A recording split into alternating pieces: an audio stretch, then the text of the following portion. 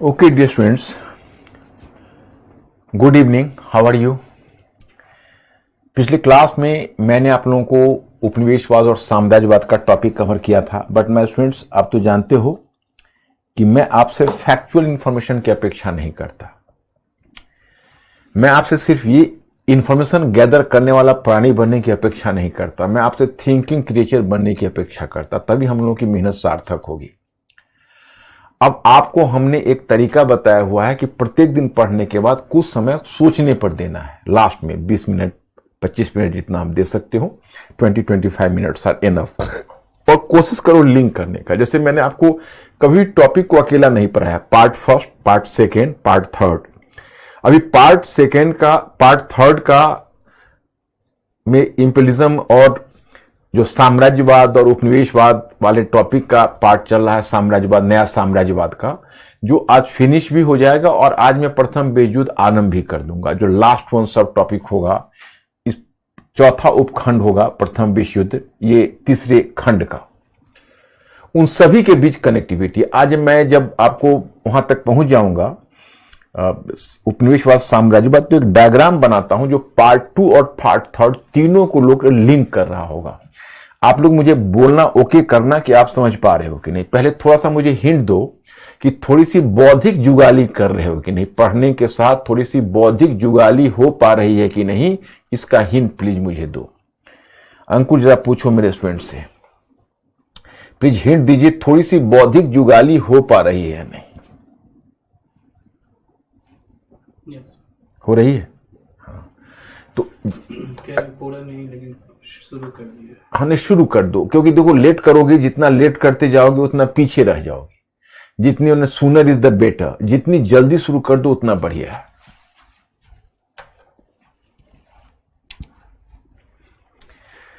तो चलिए, यही टॉपिक मैं आपको कवर कर रहा था। मैं आता हूं उसी पॉइंट पर। पहले मैंने एक क्वेश्चन दिया था आप लोगों को, मिस्टर अंकुर, एक क्वेश्चन था। क्वेश्चन उसी में था क्या? हाँ, शुरू में मॉडल आंसर था, आपने बोला था प्रैक्टिस करने के लिए। ये दो क्वेश्चन। अच्छा, हाँ, 2 क्वेश्चन उसी में। क्वेश्चन आपने लिखा, जो मैंने क्वेश्चन दिया था वो क्वेश्चन आपने लिखा, बोलिए। हाँ, ये क्वेश्चन था। 19वीं सदी का नव साम्राज्यवाद राष्ट्रीय गौरव की भावना से प्रेरित था, न कि आर्थिक कारक से। इस कथन का समालोचनात्मक परीक्षण कीजिए। क्या आप 19वीं सदी के नव साम्राज्यवाद के लिए महज औद्योगिक क्रांति को उत्तरदायी मानते हैं? इसके पक्ष में उत्तर दीजिए। तो क्या विचार बनता है मेरा स्टूडेंट? अंकुर, ये बताइए कि इन्होंने प्रैक्टिस की है या नहीं। थोड़ा आइडिया दीजिए। आप लोगों ने ट्राई किया है क्वेश्चन? क्या मेरे हेल्प की भी आवश्यकता है? बोलिए। मैक्सिमम बोलने के ट्राई किए हैं, पर दे नहीं चाहिए। हेल्प, फिर भी हेल्प चाहिए। ओके, करता हूं आपको हेल्प।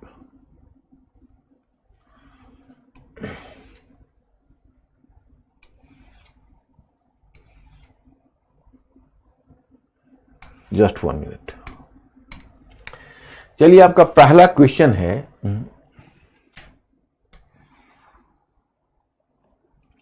आपका पहला क्वेश्चन है,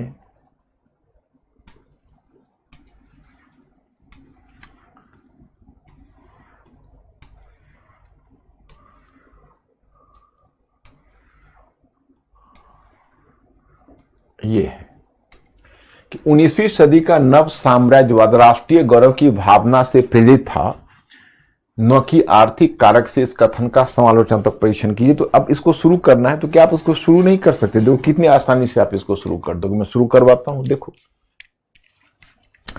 पहले ये पूछो इनसे, मेरे स्टूडेंट से, कि क्वेश्चन हाइपोथेटिकल क्वेश्चन है या आर्गुमेंटेटिव क्वेश्चन है? पहले ये बताइए। My students, be fast, he will inform me, ये हाइपोथेटिकल क्वेश्चन है या आर्गुमेंटेटिव क्वेश्चन है? Yes, good. अब इस क्वेश्चन को देखो। ये आपसे पूछ रहे हैं कि पहले, सबसे पहले होता है क्वेश्चन की बेसिक एसेंस को और समझ लिया तो हमारा सारा प्रॉब्लम सॉल्व हो जाता है। 19वीं सदी का नव साम्राज्यवाद राष्ट्रीय गौरव की भावना से प्रेरित था,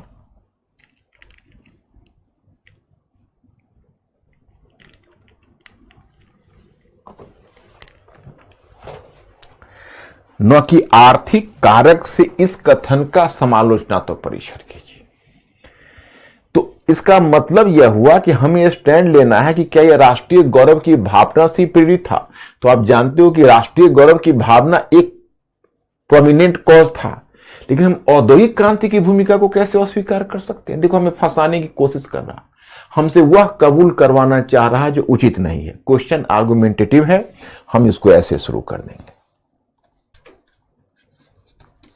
हाँ, कि 19वीं सदी का नव साम्राज्यवाद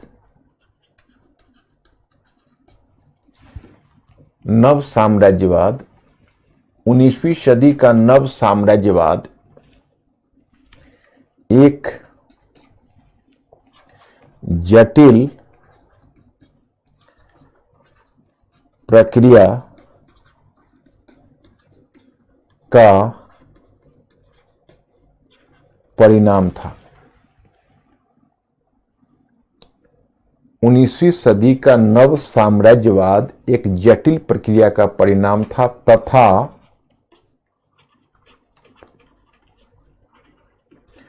इसके लिए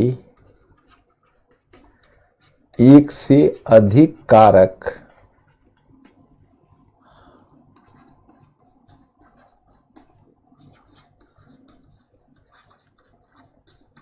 उत्तरदायी थे। ये हो गया introduction. Just you have started the introduction start हो गया आपका। ये हुआ। अब आपका थीसिस लाइन अगला देखिए। हाँ, कि नव साम्राज्यवाद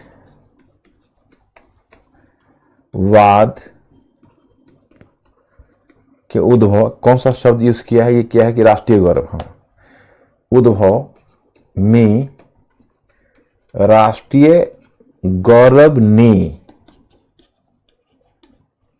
राष्ट्रीय गौरव जैसे कारक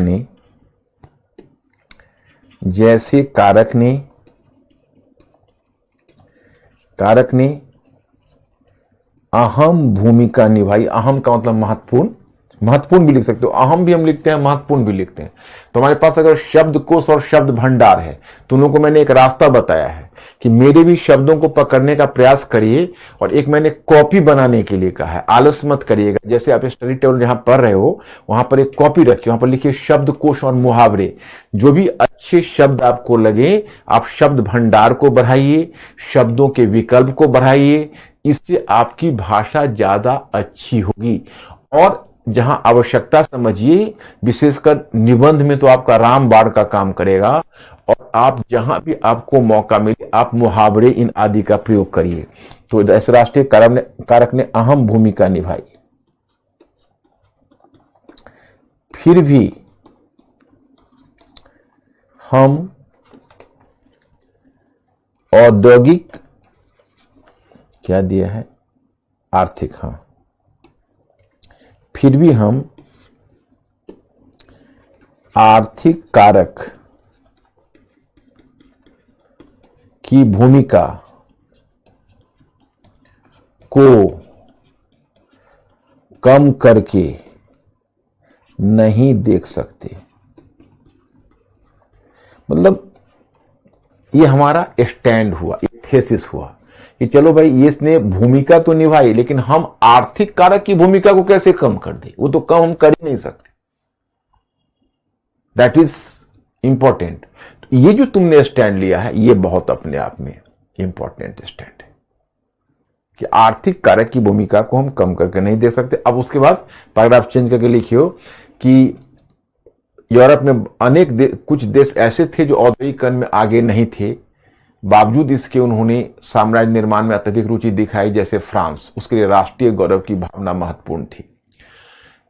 जो देश बाजार के लिए भी विस्तार कर रहे थे, तो बाजार उनको केवल अपने उत्पादों के लिए नहीं, राष्ट्रीय गौरव के लिए भी चाहिए था।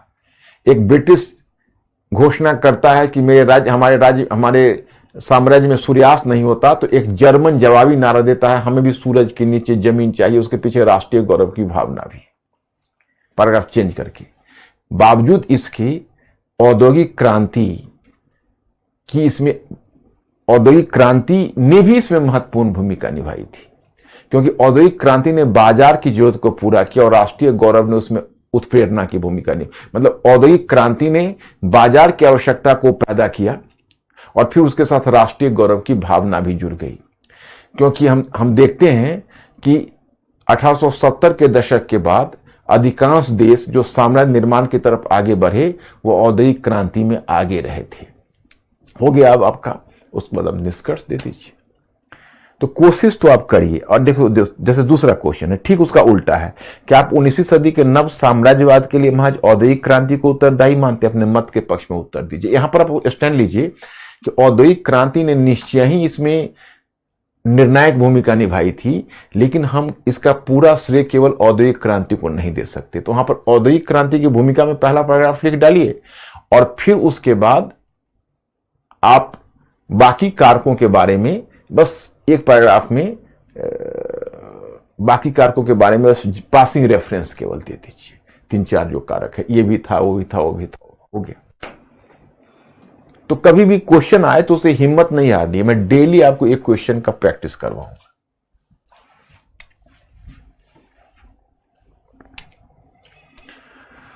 अब ये सब तो हमने देख ही लिया था, यूरोपीय प्रतिस्पर्धा से अफ्रीका का विभाजन, अमेरिकी नव उपनिवेशवाद मैंने आपको कवर कर दिया था। फिर मैंने पुराने साम्राज्यवाद में क्या है, पुराने साम्राज्यवाद में यह है कि वो उपनिवेशों से केवल वस्तुएं लूटते थे, और जो नया साम्राज्यवाद है वहां उपनिवेशों में अपने बाजार का निर्माण करते थे, उपनिवेशों से कच्चे माल लेते थे।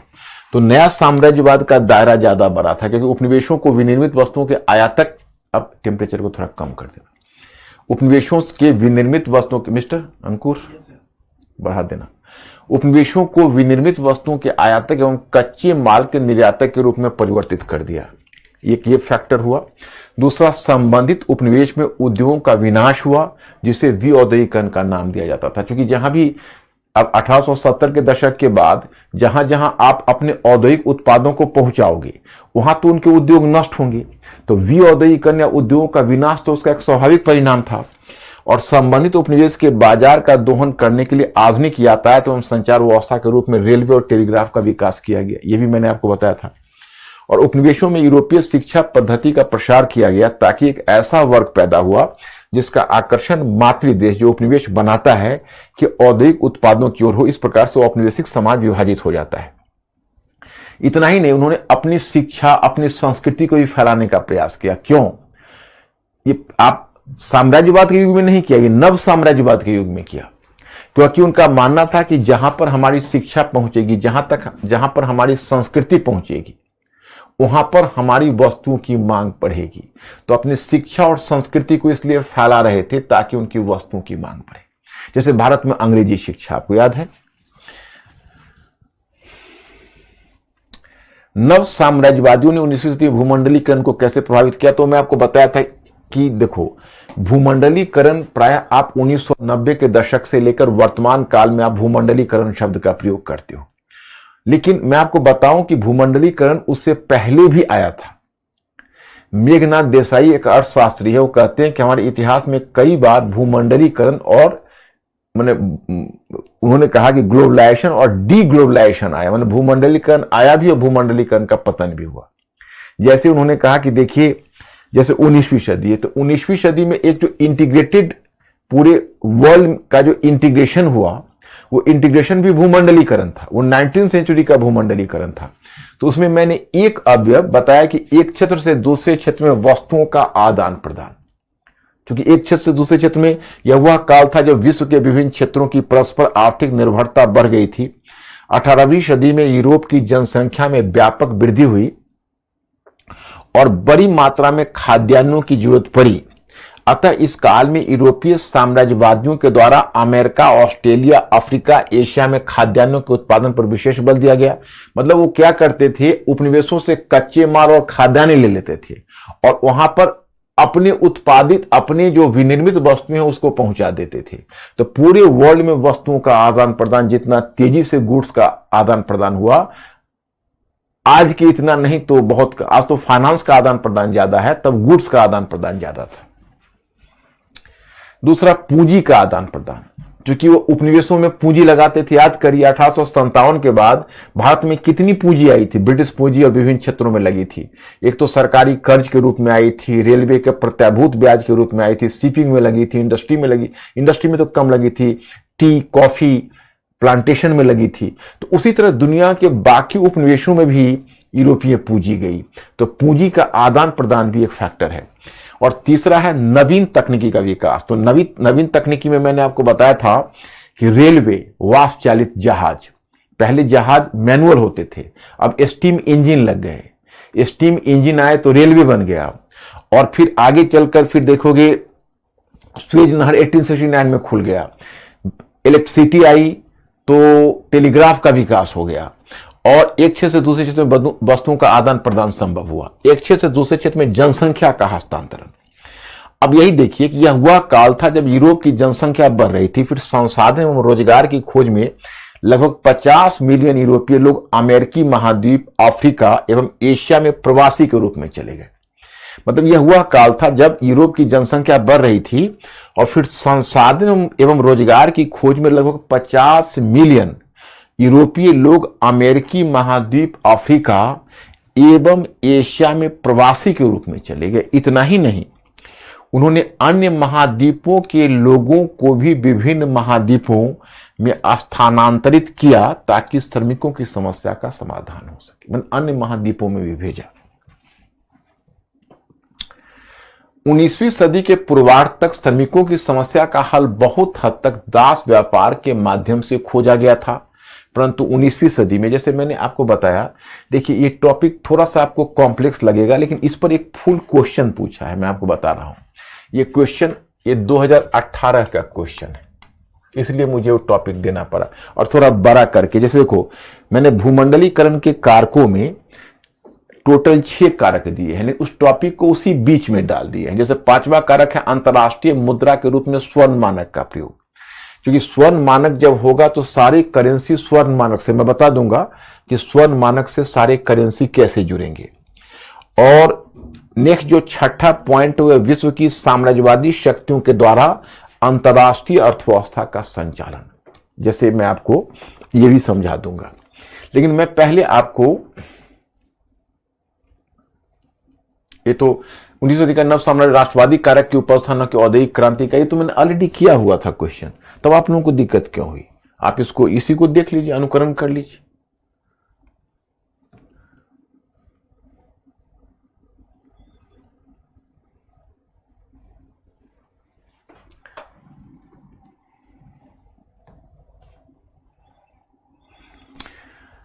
जैसे देखिए क्या है,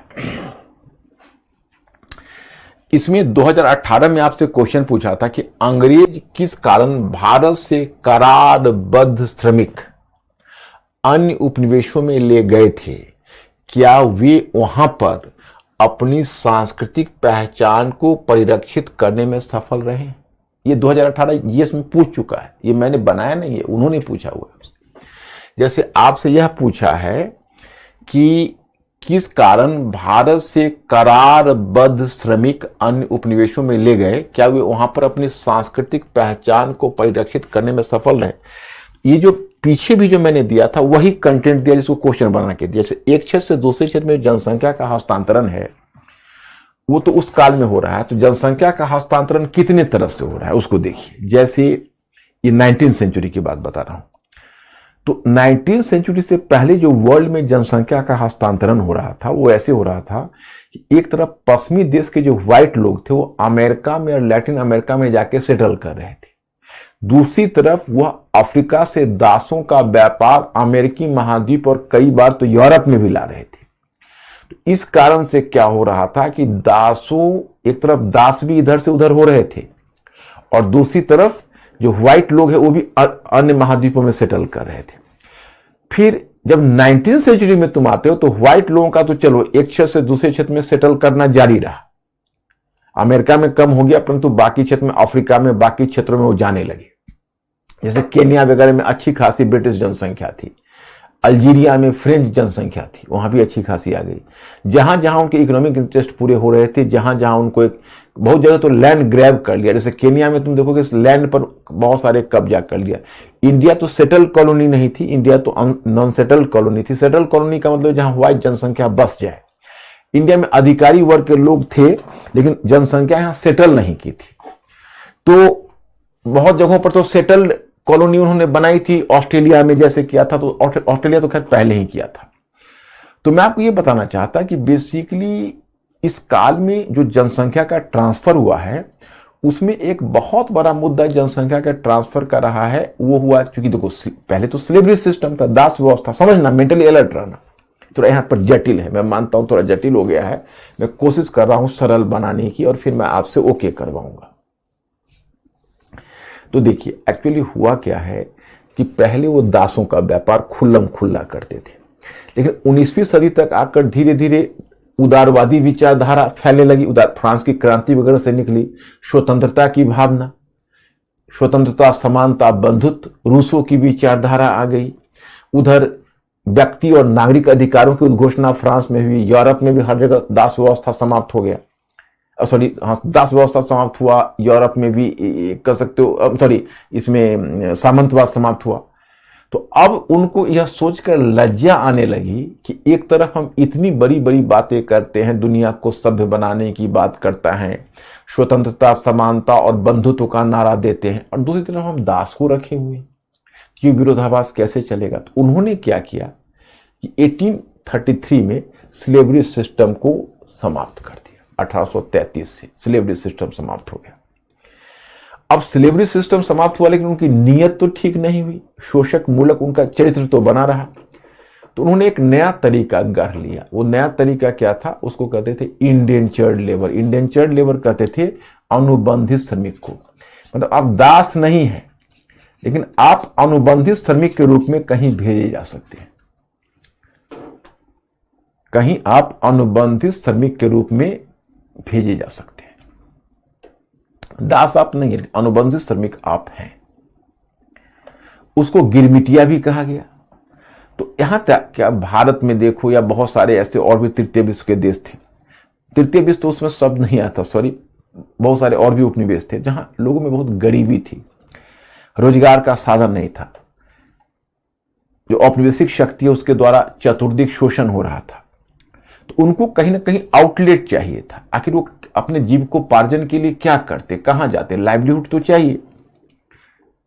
इन्होंने क्या किया कि वैसे कॉलोनीज को टैप करना शुरू कर, मतलब वैसे कॉलोनी से लोगों को, मैंने ह्यूमन रिसोर्सेज का दोहन शुरू किया। मतलब गरीबी थी, भूखमरी थी, तो व्यक्ति से 10-15 वर्ष का करार कर लेते थे, अनुबंध, कि भाई आपको इतना मिलेगा, आपको वहां जाना है। उसको उठाकर या तो कैरिबियाई क्षेत्र में गन्ने की खेती में लगा देते थे, मॉरिशस में, कुछ कैरिबियाई क्षेत्र में, और कहीं यूरोप में भी माइनिंग साइट पर लगा देते थे, साउथ अफ्रीका में, या खनन क्षेत्र में लगा देते थे। अब 15 वर्षों तक वो वहां रहते थे, और 15 वर्षों का अनुबंध पूरा हो जाता था। तो सवाल यह है कि 15 वर्ष के बाद तो बेचारे जाए कहां? क्योंकि यहां उनके तो माता पिता गुजर चुके होते थे, उनका घर बार टूट चुका होता था, अब कोई तो प्रॉपर्टी होती नहीं थी। तो लौट के आते तो किस लिए आते और क्या करते? तो वहीं पर वह क्या करते थे? अवैध तरीके से सेटल कर जाते थे। तो दुनिया में आप देखिए, मॉरिशस में इतनी बड़ी जनसंख्या गई। आपको यहां पर मैटर में मिला होगा कि कई देश ऐसे हैं जहां अच्छी खासी भारतीयों की जनसंख्या है। अब जैसे तमिलनाडु से कितनी बड़ी जनसंख्या को श्रीलंका भेजा उन्होंने, दक्षिण पूर्व एशिया भेजा, बिहार, यूपी और बाकी क्षेत्रों से उन्होंने कैरिबियाई क्षेत्र में भेजा। तो इस तरह से वो बहुत लोगों को भेजते रहे। तो वही क्वेश्चन में आपसे पूछा है, जो अनुबंधित श्रमिक, करारपत्र श्रमिक क्या था, जो मैंने क्वेश्चन के फॉर्म में दिया, और यही जनसंख्या का ट्रांसफर वाले मैटर में भी मैंने कवर किया है। तो क्वेश्चन का जो सेकेंड वन पार्ट है वो आपके लिए इंटरेस्टिंग है। जैसे आपसे पूछता है वो कि, जैसे मैं ये बताता हूं,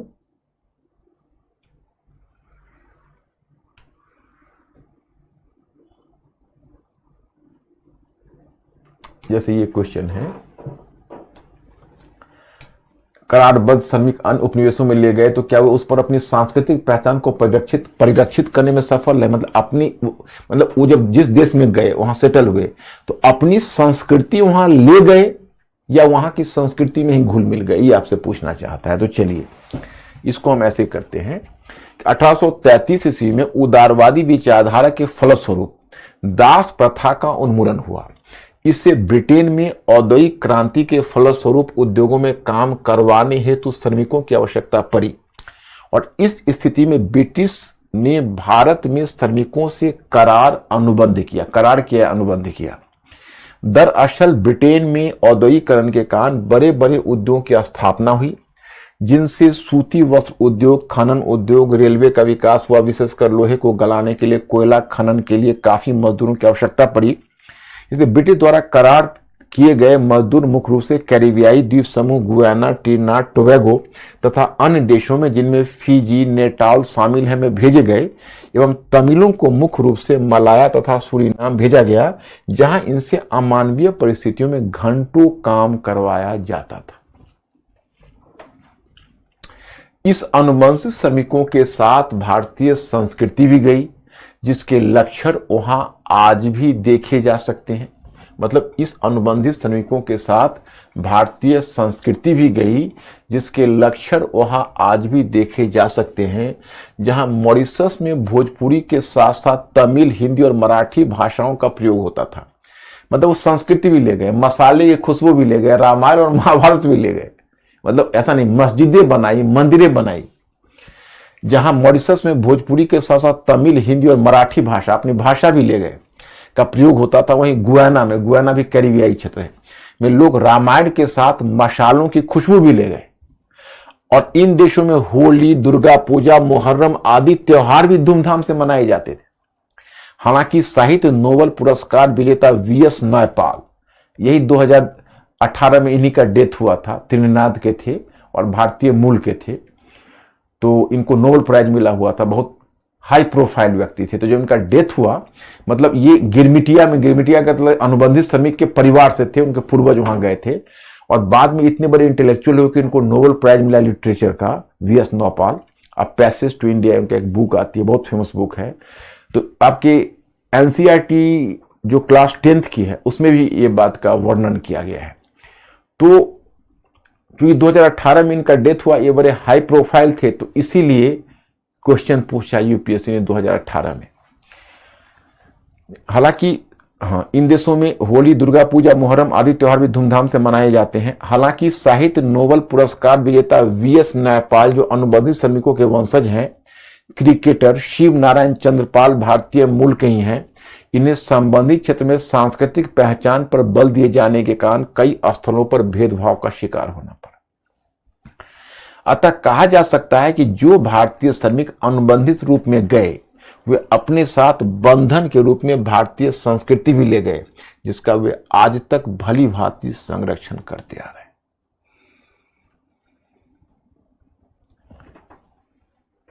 मैंने वहां पर उन्होंने अपनी संस्कृति का परिरक्षण किया। क्वेश्चन समझ में आ गया? अब चलिए हम लोग जो टॉपिक कर रहे हैं तो उसमें 2 पॉइंट और जुड़ जाएगा। एक अंतर्राष्ट्रीय मुद्रा के रूप में स्वर्ण मानक का प्रयोग और दूसरा विश्व की साम्राज्यवादी शक्तियों के द्वारा अंतर्राष्ट्रीय अर्थव्यवस्था का संचालन। मतलब इसमें मैं आपको ये बताना चाह रहा कि जो 19वीं सदी का भूमंडलीकरण है, वो भूमंडलीकरण में टोटल 6 फैक्टर्स की हमने चर्चा की है। जैसे आपका टर्म आता है, नव साम्राज्यवादियों ने 19वीं सदी में भूमंडलीकरण को कैसे प्रेरित किया। तो ये प्रेरित इस तरह से किया कि एक क्षेत्र से दूसरे क्षेत्र में वस्तुओं का आदान प्रदान हुआ, जिस कारण से एक क्षेत्र से दूसरे से ज्यादा बेहतर जुड़े। भूमंडलीकरण का एक लक्षण समझ में आ गया होगा। दूसरा, पूंजी का आदान प्रदान एक क्षेत्र से दूसरे क्षेत्र में हुआ तो लिंक बना। तीसरा, नवीन तकनीकी का विकास हुआ, रेलवे, टेलीग्राफ, सुएज नहर का खुलना, वाष्प चालित जहाज, तो स्टीम जहाज, शिप, तो इससे ट्रांसपोर्ट कम्युनिकेशन मजबूत हुआ। और एक क्षेत्र से दूसरे क्षेत्र में जनसंख्या का हस्तांतरण, जिसमें व्हाइट पीपुल कहीं कहीं जाकर बसे। फिर अनुबंधित करार पत्र के श्रमिक के रूप में 50 लाख लोगों को एक क्षेत्र से दूसरे क्षेत्र में किया गया। इसमें थोड़ा बड़ा करके दिया गया है, इसमें क्वेश्चन भी कर दिया गया है।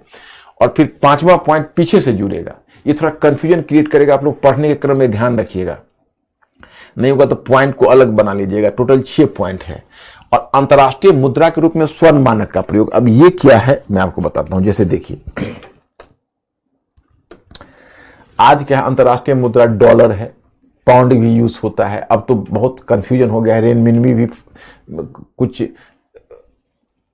चाइना अपना बढ़ाना चाहती है, कुछ देशों में आपस में भी गठबंधन हो रहा है। इंडिया ने भी रूपी ट्रेड के लिए कई देशों से समझौता किया है। तो अभी तो डी डॉलराइजेशन कहते हैं इसको, डी डॉलराइजेशन का युग है, मतलब डॉलर का धीरे धीरे डिक्लाइन हो रहा है। लेकिन मैं आपको यहां पर बताऊं कि स्वर्ण मानक 19वीं सेंचुरी में जो अभी डॉलर जो भूमिका निभा रही है, 19वीं सेंचुरी में वो गोल्ड स्टैंडर्ड निभाती थी। कैसे? तो जैसे देखो, एक कंट्री है, तो एक कंट्री ने अपनी करेंसी, इसको कहते थे गोल्ड इंडेक्स्ड करेंसी, स्वर्ण मानक के पर आधारित। जैसे एक कंट्री ने अपनी करेंसी के रूप में डॉलर चुना, ओके, और बी कंट्री ने अपनी करेंसी के रूप में पाउंड चुना। तो अब डॉलर और पाउंड, एक ने पाउंड चुना, दूसरे ने डॉलर चुना, मान लीजिए। तो अब उसमें दिक्कत ये आ रही है कि जैसे आज मान लो अंतर्राष्ट्रीय व्यापार होता है, तो आप कहोगे भाई हम डॉलर ले लो, तो आज की बात नहीं, 19 सेंचुरी, आज तो डॉलर एस्टेब्लिश्ड करेंसी है, एज गुड एज गोल्ड है, तब की बात कर रहा हूं।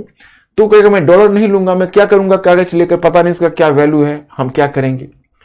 दूसरा कहेगा पाउंड ले लो, कहेगा नहीं मैं पाउंड नहीं लूंगा। तो उसका एक तरीका क्या बनाया कि जैसे देखो ये डॉलर है, तो माना कि तरीका ये बनाया कि माना कि $1 5 ग्रेन गोल्ड के बराबर कर दिया कि भाई 5 ग्रेन, जैसे हम 5 ग्रेन गोल्ड पहले रख लेंगे अपने पास, तब $1 जारी करेंगे, मतलब ये 5 ग्रेन गोल्ड की गारंटी है। और इसने माना कि मैं 1 पाउंड को 20 ग्रेन गोल्ड की गारंटी पर बनाया। ये थोड़ा अपना करेंसी को सोचा कि मैं थोड़ा हायर डिनोमिनेशन का बनाता हूं, तो इसने 20 ग्रेन गोल्ड का पाउंड बना लिया। तो अब आराम से व्यापार हो सकता था। क्यों? क्योंकि अगर इसको 1 लाख पाउंड इसको देना है, अगर ट्रेड में इसको घाटा होता है, और इसको 1 lakh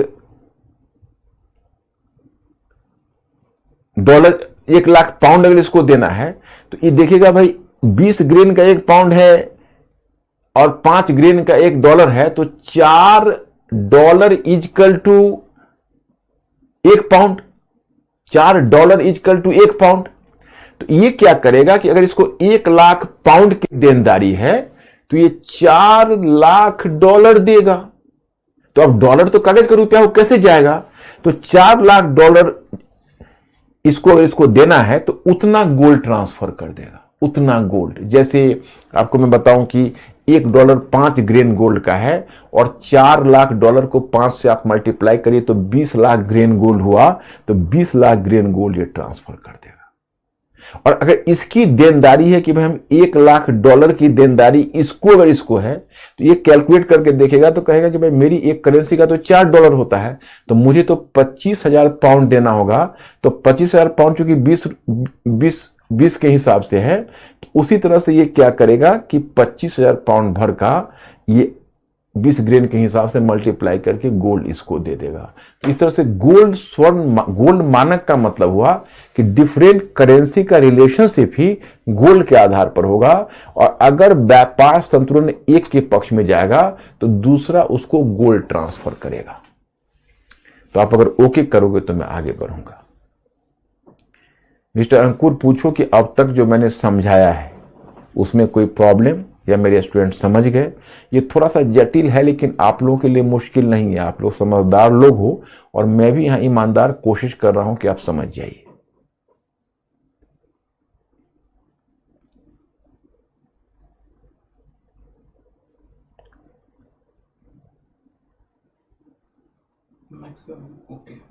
okay, right. Green question क्या है? ग्रीन क्या ग्रीन मतलब समझा नहीं? और ग्रेन क्या है? Grain 20 grain. अच्छा, ग्रीन एक माप है, गोल्ड का माप है। हम भी उस माप को नहीं जानते क्या मात्रा है, ग्रेन बोलते हैं। एक छोटी सी गोल्ड का माप है, उसको ग्रेन बोलते हैं।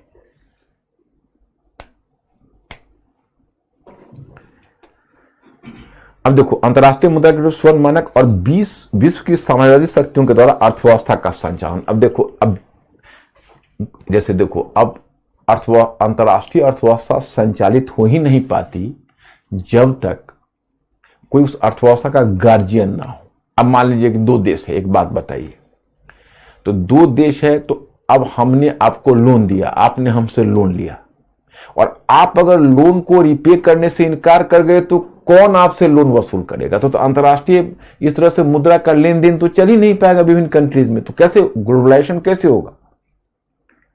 तो उस समय आज ये भूमिका वर्ल्ड बैंक निभाता है। वर्ल्ड बैंक का क्या काम है? अगर एक कंट्री दूसरे कंट्री से लोन लेता है तो भाई एक कंट्री दूसरे कंट्री को लोन कैसे देगा? और फॉरफिट कर देगा तो उसका गारंटर बनता है वर्ल्ड बैंक। तो वर्ल्ड बैंक की गारंटी पर एक कंट्री दूसरे कंट्री को ट्रांसफर करता है। तब गारंटर कौन था? तो तब गारंटर थे दुनिया की 5-6 शक्तियां, जैसे ब्रिटेन, जर्मनी, इटली, फ्रांस, तो ये सब, रूस, ये सब दुनिया के 5-6 पावर थे जो औपनिवेशिक शक्ति थे, जो अंतर्राष्ट्रीय लोन की गारंटी देते थे। तो जैसे एक बार तुर्की के बारे में कहा गया है, ऑटोमन जिसको तुर्की, तो तुर्की ने एक बार लोन देने से मना कर दिया, तो एक तरह से इन सारे पावर्स ने तुर्की को बांध के उसे जबरन लोन वसूल किया।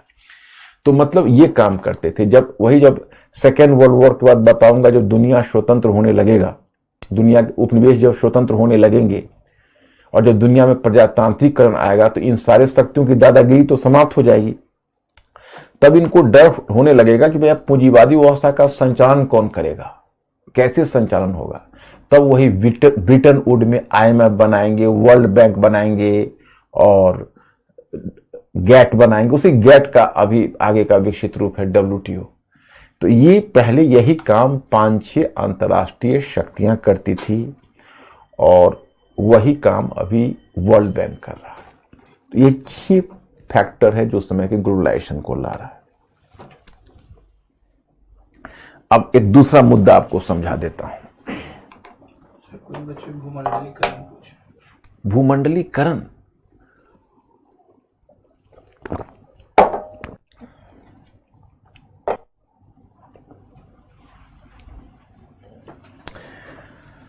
एक बात बताओ, तुम भूमंडलीकरण के युग में रह रहे हो और तुम हमसे भूमंडलीकरण पूछ रहे हो। क्या तुम समाचार पत्र, अखबार नहीं पढ़ते, न्यूज़पेपर नहीं पढ़ते, न्यूज़ नहीं सुनते? देखो, मैं तो तुम्हारी सेवा के लिए हूं, मुझे ना का मतलब ही नहीं, मैं अच्छे ढंग से तुमको समझा देता हूं। लेकिन मुझे जिज्ञासा होती है कि अभी मैं पूरा 6 के 6 पॉइंट बता दिया और जब मैंने उसको फिनिश किया तब आप पूछ रहे हो भूमंडलीकरण से मतलब क्या है। तो अभी तक आप समझे कैसे? कहीं ऐसा तो नहीं है कि आप समझने का ब्लफ कर रहे हो और मुझे भी असलियत नहीं बता रहे हो। अपने गुरु से नहीं छिपाया जाता, मुंह से छिपाया मत करो। अगर कोई चीज समझ में ना आ रहा हो तो मुंह से साफ पूछा करो। गुरु से शिष्य कुछ नहीं छिपाते। मैं तुमसे यही उम्मीद करता हूं। देखो, भूमंडलीकरण बड़ा सिंपल सी चीज है, चलो, लेकिन हम तुमको थोड़ा, क्योंकि मेरा फार्मूला है रीड, फील एंड थिंक। जब तक तुम फील नहीं करोगे तो क्या समझोगे? मान लो ये दुनिया ऐसे तो नहीं है, लेकिन बना दिया दुनिया को ऐसे तुम लोगों के खातिर। तो चलो मान लीजिए दुनिया ऐसे है जो आपको दिखे। इस दुनिया में पहले क्या है कि अलग अलग नेशनल बाउंड्री है। ये सब नेशनल बाउंड्री है, अलग अलग देश हैं, अलग अलग महाद्वीप हैं, सब कुछ। इन राष्ट्रीय सीमाओं को से परे हटकर जब आपस में इनका समायोजन, आर्थिक, सांस्कृतिक, जब आदान प्रदान तीव्र हो जाता है, इनके बीच अगर एक तरह का एक आर्थिक और बेहतर आर्थिक और सांस्कृतिक समायोजन होने लगता है, एक क्षेत्र से दूसरे क्षेत्र में तेजी से जनसंख्या का ट्रांसफर होने लगता है, एक क्षेत्र से दूसरे क्षेत्र में तेजी से गुड्स का ट्रांसफर होने लगता है, तो ये जो पूरी प्रक्रिया जो शुरू होती है, उस पूरी प्रक्रिया को हम भूमंडलीकरण कहते हैं।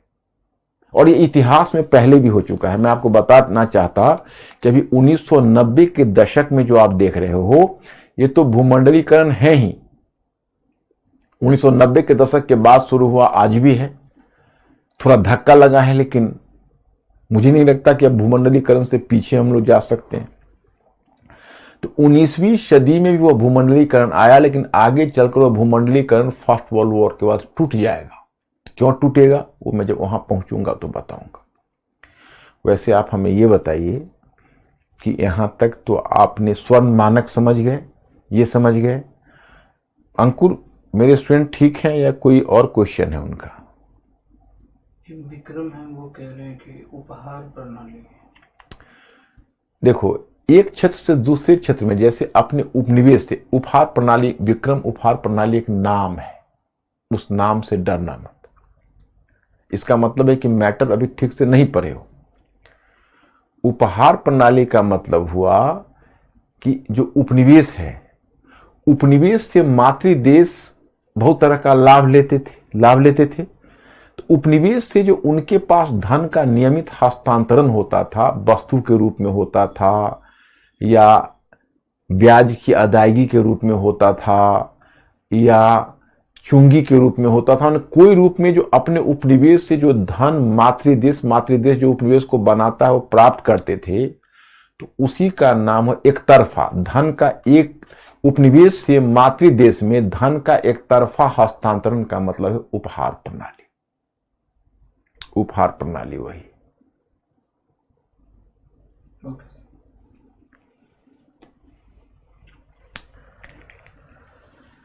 अब देखो, ये तो 19वीं सदी का नव साम्राज्यवाद में आप लोगों को पढ़ा ही चुका हूं, लेकिन आप लोगों ने इसको देखा है कि नहीं?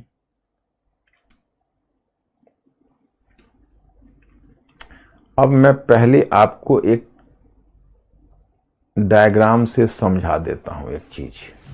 अब देखो, ये जितनी हुई चीजें पीछे तुमने देखा, पार्ट 2 और पार्ट 3, तुम लोग थोड़ा सा गौर से देखना और लास्ट में बच्चे हमें बताना, तभी मैं सेटिस्फाई होऊंगा। ये पार्ट 2 है, ये पार्ट 3 है। ये पार्ट 2 और पार्ट 3 है। ये सब मिलके पैदा करेगा फर्स्ट वर्ल्ड वॉर। कैसे परिस्थितियां होंगी उसको देखो। एक प्रभाव देख रहे हो, फ्रांस की क्रांति। फ्रांस की क्रांति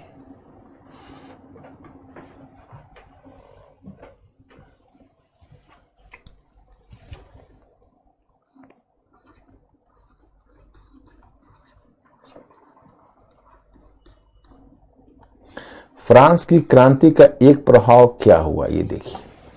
नहीं, फ्रांस की क्रांति का इमीडिएट प्रभाव हुआ राष्ट्रवाद।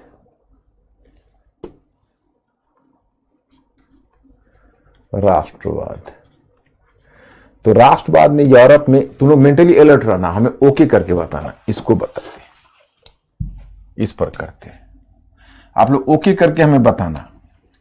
फ्रांस की क्रांति, राष्ट्रवाद का दो प्रभाव तुम यूरोप में देख रहे हो। एक प्रभाव क्या है? तो एक प्रभाव है जर्मनी और इटली का एकीकरण,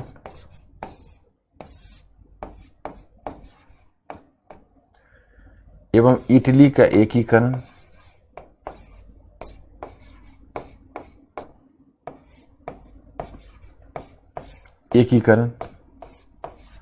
और दूसरा प्रभाव है पूर्वी यूरोप के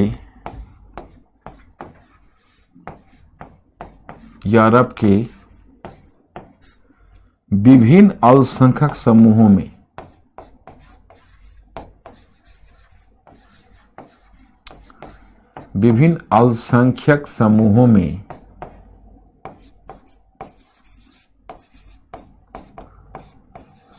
में राष्ट्रवादी आकांक्षा,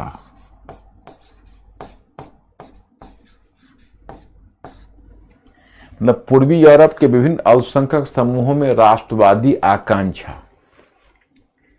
जैसे फ्रांस की क्रांति का एक प्रभाव यहां पर राष्ट्रवाद है, यहां जर्मनी एवं इटली का एकीकरण, यहां पूर्वी यूरोप के विभिन्न अल्पसंख्यक समूहों में राष्ट्रवादी आकांक्षा।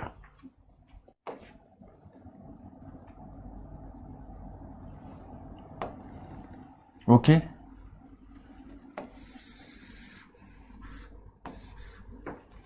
अब पहले यहां, अब इसका प्रभाव क्या होगा ये देखो। इसका प्रभाव होगा एक यूरोप में शक्ति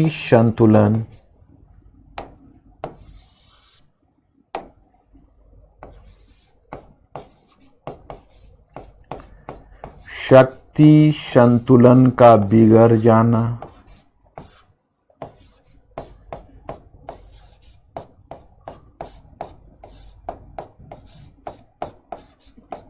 यूरोप में शक्ति संतुलन का बिगड़ जाना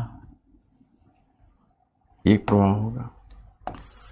दूसरा प्रभाव होगा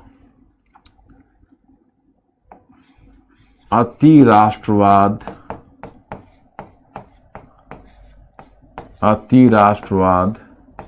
और ये अति राष्ट्रवाद होता है साम्राज्यवाद भी कहलाता है। अति राष्ट्रवाद ये कहलाता है साम्राज्यवाद।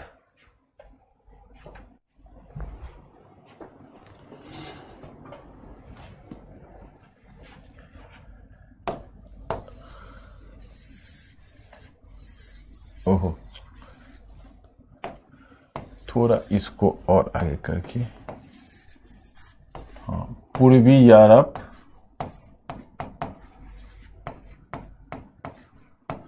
के अल्पसंख्यक समूहों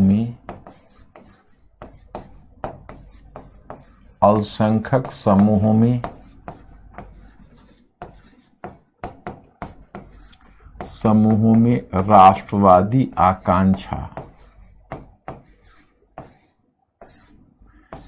राष्ट्रवादी आकांक्षा का बढ़ जाना, कि चाहे राष्ट्रवादी आकांक्षा केवल कर दीजिए बस।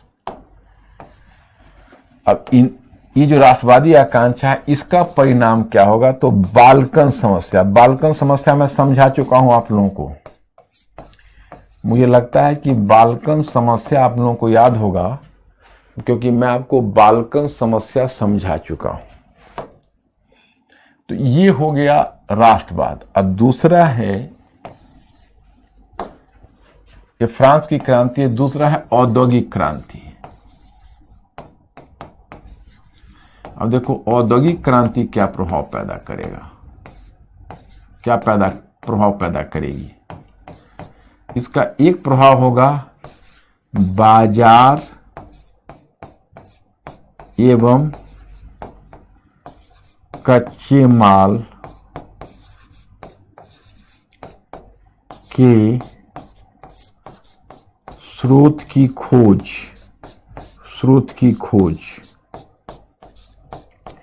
बाजार एवं कच्चे माल के स्रोत की खोज। तो ये क्या बनेगा, इसको देखिए। ये बनेगा बाजार एवं कच्चे माल के स्रोत की जो खोज है, यह बनेगा, पैदा करेगा साम्राज्यवाद। ये साम्राज्यवाद पैदा करेगा। और दूसरा होगा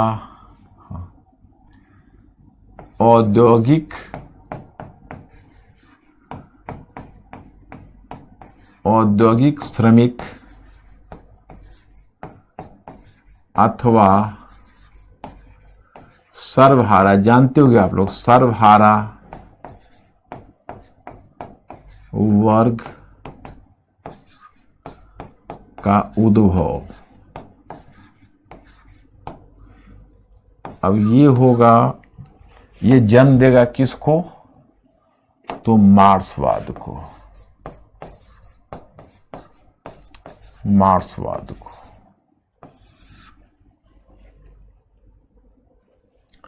सर्वहारा वर्ग का उद्भव, यह है मार्क्सवाद को। और ये होगा मध्य वर्ग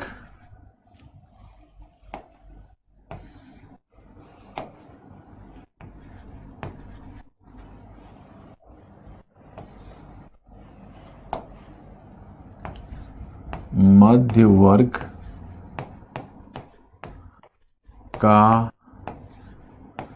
मजबूत होना। मध्य वर्ग का मजबूत होना। तो मध्य वर्ग का मजबूत होना, तो या मध्य वर्ग का मजबूत होना या मध्य वर्ग का शक्तिशाली होना पहले से, तो यहां पर ये आ जाता है राष्ट्रवाद। राष्ट्रवाद चाहे राष्ट्रवाद की प्रगति।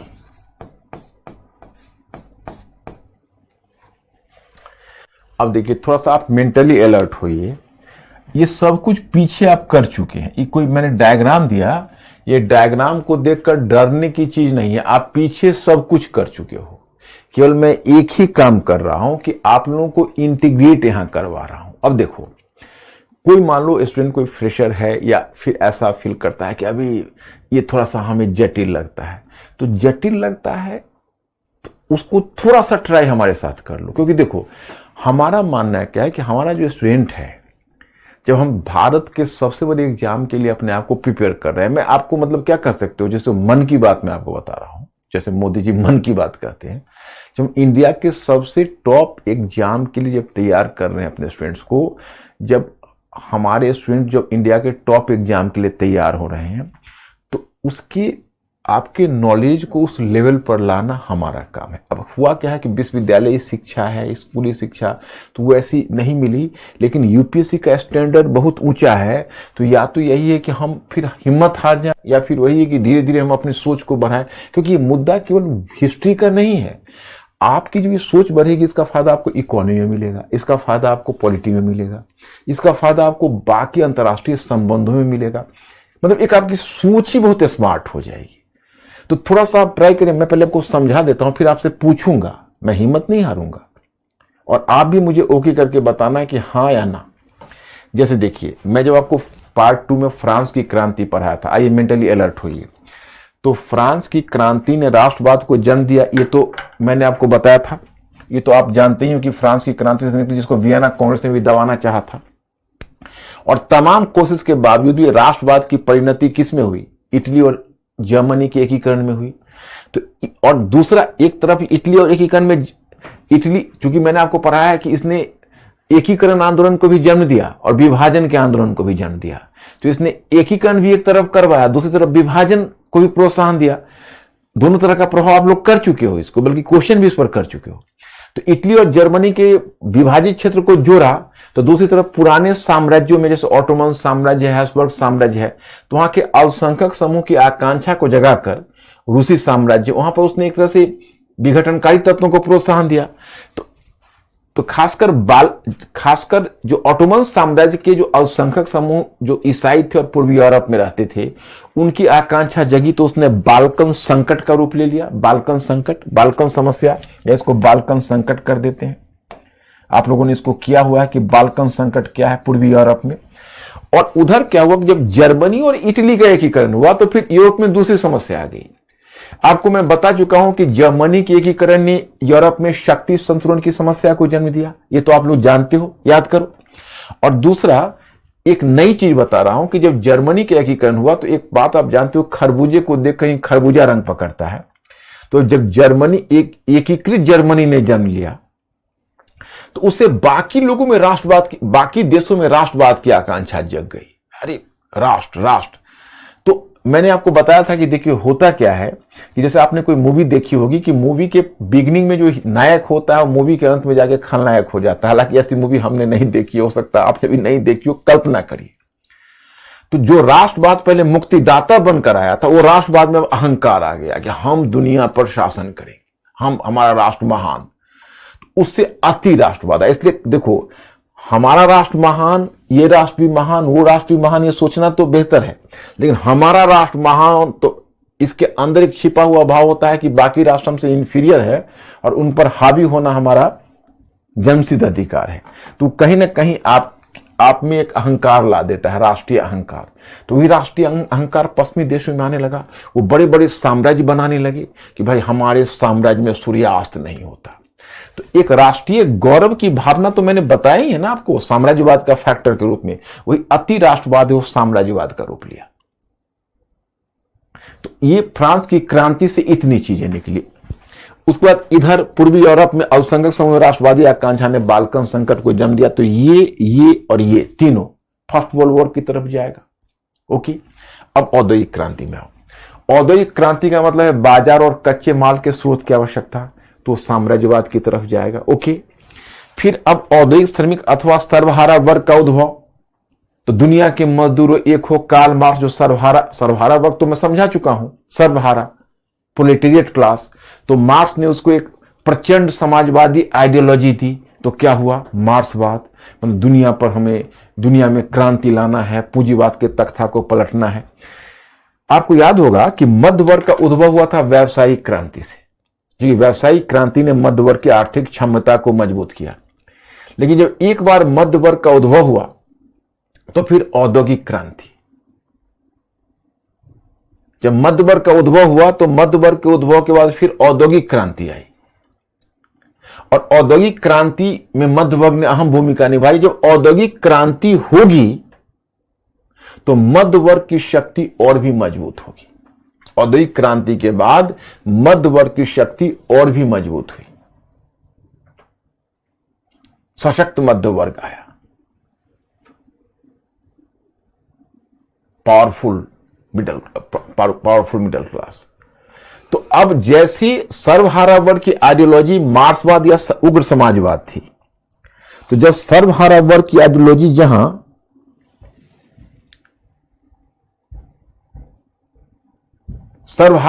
आइडियोलॉजी जहां समाजवाद, उग्र समाजवाद या मार्क्सवाद थी, वहीं मध्य वर्ग की प्रिय विचारधारा राष्ट्रवाद थी।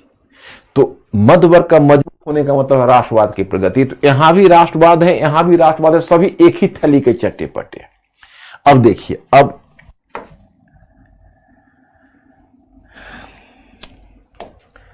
ये यूरोप में शक्ति संतुलन बिगड़ जाना, साम्राज्यवाद, बाल्कन संकट, यह साम्राज्यवाद लगभग एक है, क्योंकि साम्राज्यवाद को तो एक से अधिक प्रेरक कारक है, औद्योगिक क्रांति भी प्रेरक कारक है और राष्ट्रवाद भी है। इधर क्या हुआ कि जैसे मार्क्सवाद है, तो मार्क्सवाद दुनिया के मजदूरों एक हो कहने लगे, तो मध्य वर्ग ने मार्क्सवाद का रास्ता रोकने के लिए, जो मैं आपको सामाजिक साम्राज्यवाद समझाया, याद करिए, तो मध्य वर्ग ने मार्क्सवाद का रास्ता रोकने के लिए मध्य वर्ग ने उग्र आक्रामक नीति परिवर्तन पर बल दिया, उग्र आक्रामक नीति पर, उग्र आक्रामक राष्ट्रवाद पर, कि राष्ट्रवाद ही मार्क्सवाद को रोकेगा। जैसे वो कहेंगे दुनिया के मजदूरों एक हो, तो मध्य वर्ग कहेगा नहीं मजदूर, तुम पहले ब्रिटिश हो, देखो ब्रिटिश झंडा, सुनो ब्रिटिश का राष्ट्रीय गान। उसी तरह कहेंगे नहीं मजदूर, तुम फ्रेंच हो। तो वो चाहेंगे कि हम जो मार्क्सवाद का इंटरनेशनलिज्म है, अंतरराष्ट्रवाद है, उसको हम राष्ट्रवाद से काउंटर करें। तो इसका रास्ता इसके माध्यम से या फिर साम्राज्यवाद के माध्यम से रोकने की कोशिश करेंगे, क्योंकि मार्क्सवाद का रास्ता रोक सकता है कैसे, तो साम्राज्यवाद के माध्यम से कैसे, तो आंतरिक संघर्ष को बाह्य मोर्चे पर मोड़ दो, सामाजिक साम्राज्यवाद, और दूसरा राष्ट्रवाद के माध्यम से उसके अंतरराष्ट्रवाद को काउंटर करेंगे। तो इसी क्रम में मार्क्सवाद का रास्ता रोकने के लिए उन्होंने साम्राज्यवाद और राष्ट्रवाद के तत्व पर बहुत ज्यादा बल दिया। इधर यूरोप का शक्ति संतुलन बिगड़ ही चुका था, बाल्कन संकट हो ही चुका था, ये सारे फैक्टर हो गए प्रथम विश्व युद्ध। ये सारे फैक्टर प्रथम विश्व युद्ध में घटित हो गए। जो पार्ट 2 और पार्ट 3 जो पीछे से आप पढ़ते आ रहे हैं, वो फर्स्ट वर्ल्ड वॉर में घटित होगा। थोड़ा जटिल तो है लेकिन स्टैंडर्ड है। थोड़ा बताओ माय स्टूडेंट्स, कैसा फील कर रहे हो? कुछ बातें समझ में आई या मेरा कोई हेल्प फर्दर?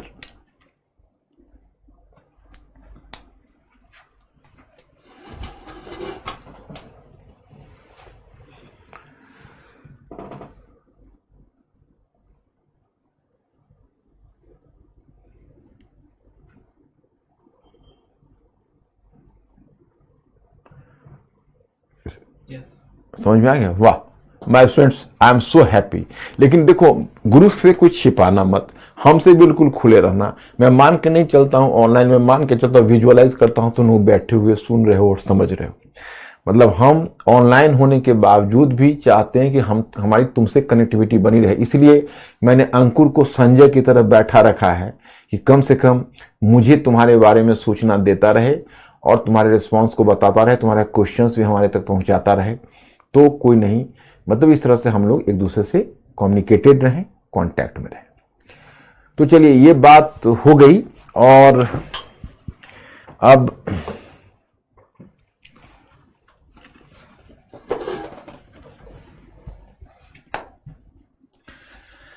उन्नीसवीं सदी एक अति दीर्घ सदी थी जो 1789 से आरंभ होकर 1914 में समाप्त हुई। जैसे देखो, एक्चुअली एक हिस्टोरियन है, एरिक हॉब्सबॉम नाम है, आपको नाम से क्या लेना देना, वो ब्रिटिश मार्क्सवादी विद्वान है। उसने 19th सेंचुरी को क्या कहा जानते हो? बड़ा इंटरेस्टिंग बात कही, लॉन्ग 19th सेंचुरी, अति दीर्घ 19वीं सदी। अति दीर्घ 19वीं सदी का मतलब हुआ कि भाई उनका कहना है कि 1789 से शुरू हुआ और 1914 तक चला, यानी 125 वर्षों की सदी थी। क्यों? वो मानते हैं, देखो फ्रांस की क्रांति तो 1789 में हुई, 18वीं सदी के अंत में। वो मानते हैं कि जब से फ्रांस की क्रांति हुई तब से 19वीं सदी शुरू हो गई, मतलब अपने मन में। और ये 19वीं सदी कंटिन्यू की 1914 में, 1914 में जब फर्स्ट वर्ल्ड वॉर शुरू हुआ, तो 125 वर्षों की सदी थी। और 20वीं सदी को आगे वो कहेंगे शॉर्ट 20th सेंचुरी, लघु 20वीं सदी। अब लघु 20वीं सदी क्यों कहेंगे पता है? क्योंकि उनका कहना होगा कि 1914 से तो 20वीं सदी शुरू ही हुआ और वो पहुंच गया 1991 में जब सोवियत रूस का विघटन होगा, आगे देखोगे तो उसको कहते हैं यहीं से 20वीं सदी समाप्त हो गई। तो अपना उनका परसेप्शन है। तो लॉन्ग 19th सेंचुरी में वही है, फ्रांस की क्रांति और औद्योगिक क्रांति, इन दोनों ने मिलकर फर्स्ट वर्ल्ड वॉर लाया। तो जो मैंने अभी पीछे डायग्राम में समझाया है, तो फ्रांस की क्रांति और औद्योगिक क्रांति दोनों का प्रभाव तुम लोग पढ़ लेना, तो ये लॉन्ग 19th सेंचुरी समझ में आ जाएगा कि इसको अगर कहीं दिक्कत हो तो फिर तो मैं बैठा हुआ आपको हेल्प करने के लिए। अब इसमें आता है अंतर अनुशासनात्मक, यही लास्ट है। तो अंतर अनुशासनात्मक 19वीं सदी का भूमंडलीकरण क्या था, इसका संचालन किस प्रकार होता था? ये तो मैंने 4-5 पॉइंट, वही रिपीट है, कोई नई चीज नहीं, ये रिपीट है। तो इसको आप आगे बढ़ा दीजिए। साम्राज्यवाद का पश्चिमी देशों पर प्रभाव, मतलब साम्राज्यवाद है उसका पश्चिमी देशों पर क्या प्रभाव पड़ा, तो ये मैंने एरिया कवर किया है। तो इसमें ये बहुत क्लियर है, पश्चिमी देशों को तो फायदा होगा उससे। अब क्या क्या होगा देखो, साम्राज्यवाद से पश्चिमी देशों को अत्यधिक लाभ मिला। प्रथम, साम्राज्यवादी शोषण से संग्रहित फंड का उपयोग औद्योगिकरण के निवेश के लिए हुआ। जैसे उपनिवेश से जो धन लूट कर लाए, उसी से तो औद्योगिकरण संभव बनाया। कितना टेम्परेचर है उनको? दूसरे, 1860 के पश्चात जब दूसरे औद्योगिकरण का दौर आया तो उन्हें उपनिवेशों से कई तरह के फायदे हुए। इस काल में पूंजीगत कहते हैं, मैं आपको समझा चुका हूं पूंजीगत उद्योग, कि जिन उद्योगों के उत्पाद उपभोक्ता संबंधी उद्योग के कच्चे माल बनते हैं उसको पूंजीगत उद्योग कहते हैं। तो दूसरे 1860 के पश्चात जब दूसरे औद्योगिकरण का दौर आया तो उन्हें उपनिवेशों से कई तरह के फायदे हुए। इस काल में पूंजीगत उद्योगों में कच्चे माल के रूप में खनन उत्पाद, माने जो माइनिंग मटेरियल है, प्राप्त हुए। फिर उपनिवेशों ने मातृ देश के तैयार माल के लिए बाजार प्रदान किया। उदाहरण के लिए भारतीय रेलवे के निर्माण के बिना ब्रिटिश रेल एवं इस्पात उद्योग को इतना अधिक प्रोत्साहन नहीं मिल पाता। इसके अतिरिक्त औपनिवेशिक शक्तियों ने पूंजी निवेश के लिए भी उपनिवेशों का उपयोग किया, पूंजी निवेश के लिए उपनिवेशों का उपयोग किया। तीसरे, पश्चिमी देशों में बढ़ते हुए शहरीकरण के कारण बड़ी मात्रा में कृषि उत्पादों की जरूरत पड़ी। अतः पश्चिमी साम्राज्यवाद ने उपनिवेशों की कृषि अर्थव्यवस्था का भी दोहन किया,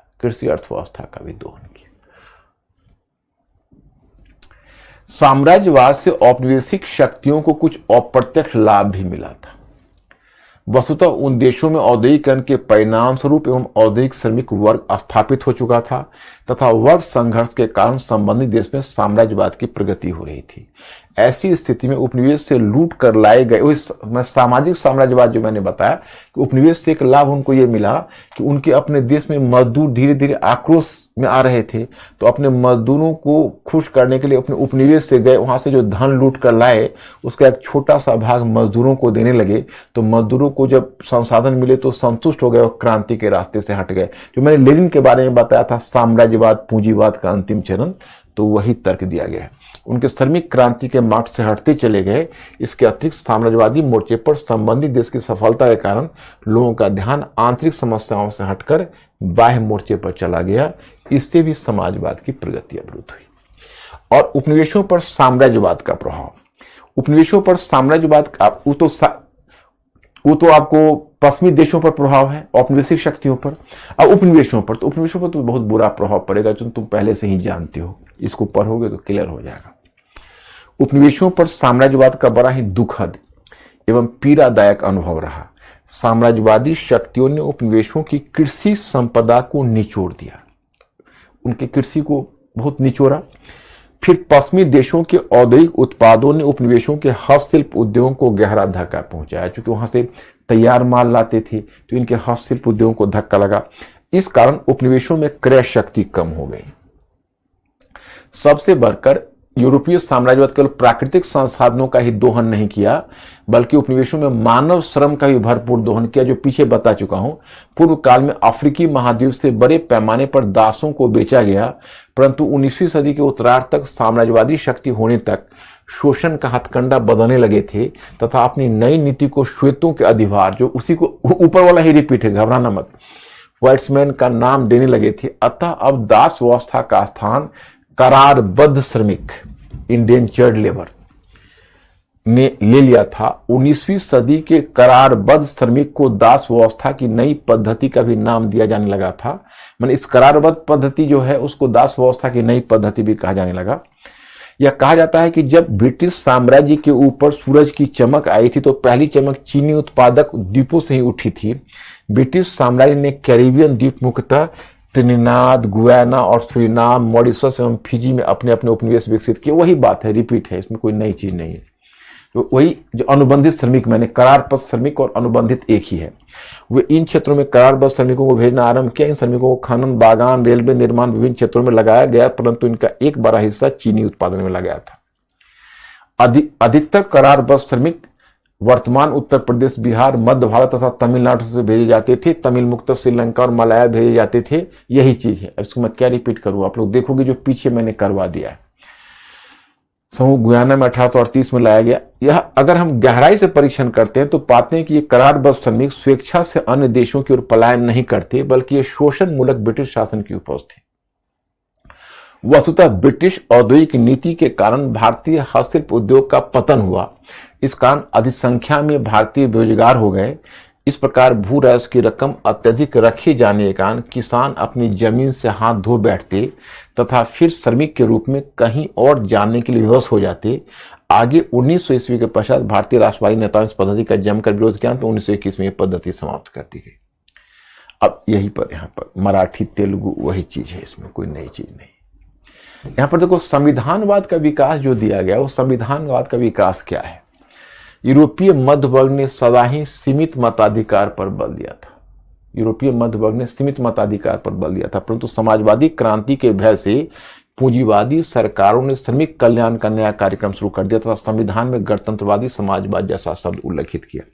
जैसे मैं आपको बताना चाहता हूं, थोड़ा 1 मिनट मेंटली अलर्ट हो जाना। जैसे देखो, अमेरिकी क्रांति, फ्रांस की क्रांति, संविधानवाद का विकास वो आपने देखा। फिर जब 19वीं सदी के आरंभ में जब अखिल यूरोपीय क्रांति हुई, तो अखिल यूरोपीय क्रांति में आपने क्या देखा, 1830 की क्रांति, 1848 की क्रांति, तो उन देशों ने भी धीरे धीरे संविधान अपनाया और संवैधानिक राजतंत्र के मॉडल को अपनाया, लेकिन सभी ने सीमित मताधिकार को अपनाया था। अब हमारे यहां हम लोगों ने मॉडर्न हिस्ट्री में आपको बताया था कि हमने सीधा 1950 में 26 जनवरी 1950 में जो संविधान लागू किया, उसमें 1 मैन 1 वोट, जिसको कहते हो सार्वत्रिक व्यस्त मताधिकार के फार्मूला को अपना दिया। पश्चिम धीरे धीरे बढ़ा है, वहां पर गौर करना है, वहां पर डेमोक्रेसी एक साथ नहीं आई। अब क्यों आई है वो भी मैं आगे बताऊंगा। फिलहाल आप यह जानिए कि जब मार्क्सवाद आया, कार्ल मार्क्स आया, जब उसने क्रांति का भय दिखाया तो पश्चिम के पूंजीवादी देश डर गए और धीरे धीरे उन्होंने अपने मजदूरों को मताधिकार देना शुरू किया। तो स्वेच्छा से नहीं दिया, दबाव में दिया। आगे मैं बताऊंगा जब फर्स्ट वर्ल्ड वॉर होगा तो फर्स्ट वर्ल्ड वॉर के बाद उनकी नीति और भी बदलेगी, वो मैं आगे बताऊंगा। तो मताधिकार का विस्तार होगा और अधिकांश जो पश्चिमी देश हैं वो समाजवादी गणतंत्र का मॉडल या वो शब्दावली का अपनाएंगे। तो 19वीं सदी में कहीं ना कहीं मार्क्सवाद के भय से यूरोप में संविधानवाद का विकास होगा। ये जो है ना अनुबंधित श्रमिक वो कई जगहों पर हो गया है, 2-3, तो उसमें क्या है वही चीज है, तो उसको आप पढ़ लेना, उसको देख के आप घबराना मत। वो मैंने अंतरशास्त्रों को भी डाल दिया है, पीछे भी कर दिया था, तो थोड़ा वो रिपीट हो गया है, तो आप घबराना मत। तो ये जो एरिया है वो समाप्त हो गया आपका। अब तो फर्स्ट वर्ल्ड वॉर का टॉपिक आता है। तो मिस्टर अंकुर पूछिए मेरे स्टूडेंट से कि कुछ पूछना है उनको।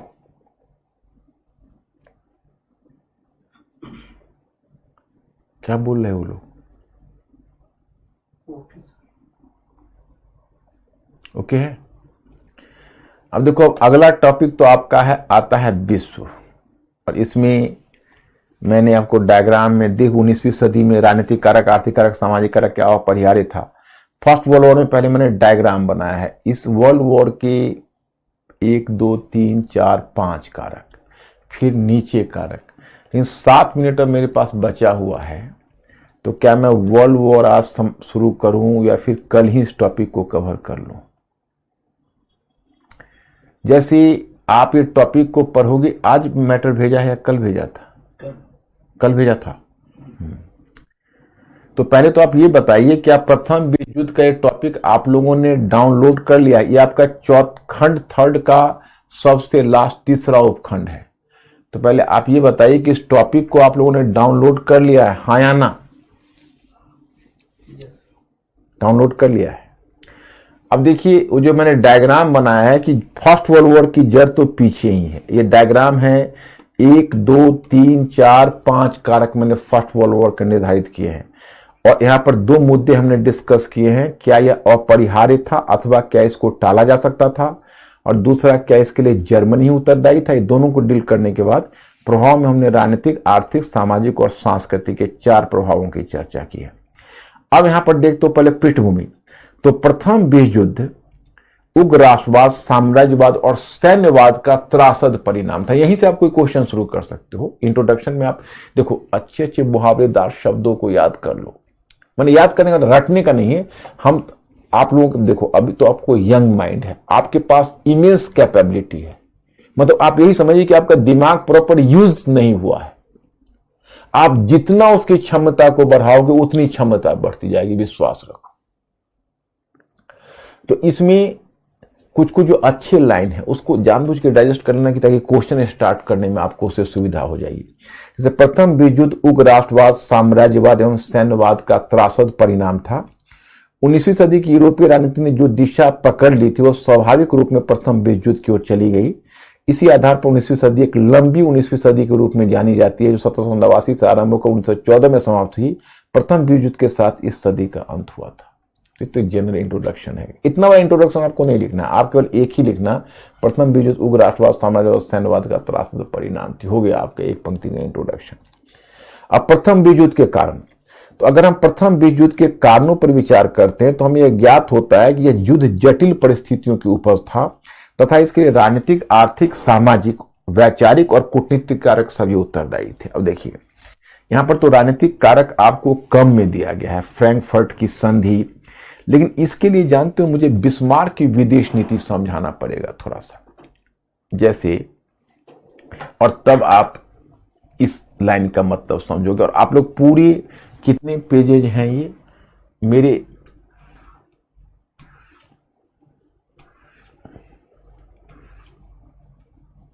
इतना ही बड़ा है। आप लोग कल इस पूरे को कंप्लीट करके आओगे, और कल ही मैं आपका फर्स्ट वर्ल्ड वॉर का टॉपिक लेता हूं, क्योंकि अब तो टाइम वैसे भी समाप्त हो चुका है और बिस्मार्क की फॉरेन पॉलिसी थोड़ा जटिल है। लेकिन घबराओ मत, आप लोग जितने ब्रिलियंट हो, मैं आपको बड़ी आसानी से बिस्मार्क की विदेश नीति समझा दूंगा।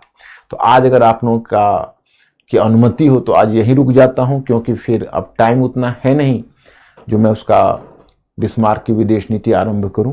क्या mister Ankur? So my students, आज मैं यही रुकता हूं और कल मैं आप लोगों से मिलता हूं। तो thank you very much, I will see you tomorrow, good night. हाँ, होमवर्क, एक मिनट रुक जाना, तुमको एक होमवर्क देना है हमें।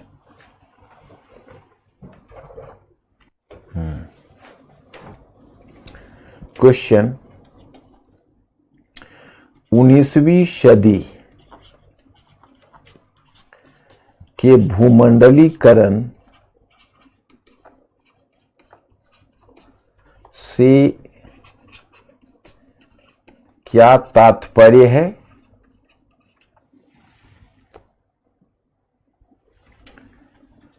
किन कारकों ने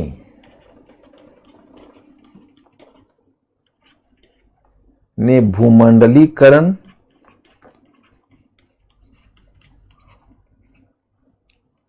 की प्रक्रिया को प्रोत्साहन दिया?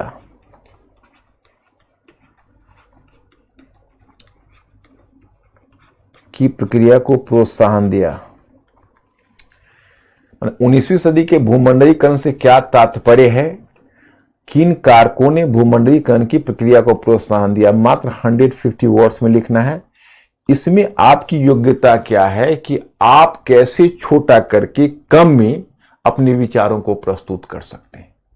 आप इस क्वेश्चन को ट्राई कर लोगे ना, कोई प्रॉब्लम तो नहीं है। हाँ या ना में अंकुर को खबर करो, मुझे पता चल जाएगा।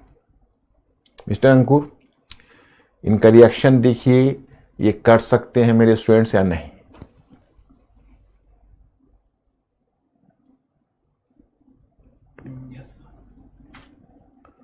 हो जाएगा? ओके मैं स्टूडेंट्स, तो कल मैं आता हूं। ये क्वेश्चन आप लोग जरूर डेली एक क्वेश्चन करना है। इसी से आप वर्ल्ड हिस्ट्री समाप्त करते करते तक मुझे राइटिंग आपको सिखा देनी है। Okay, thank you very much. I will see you tomorrow. Good night.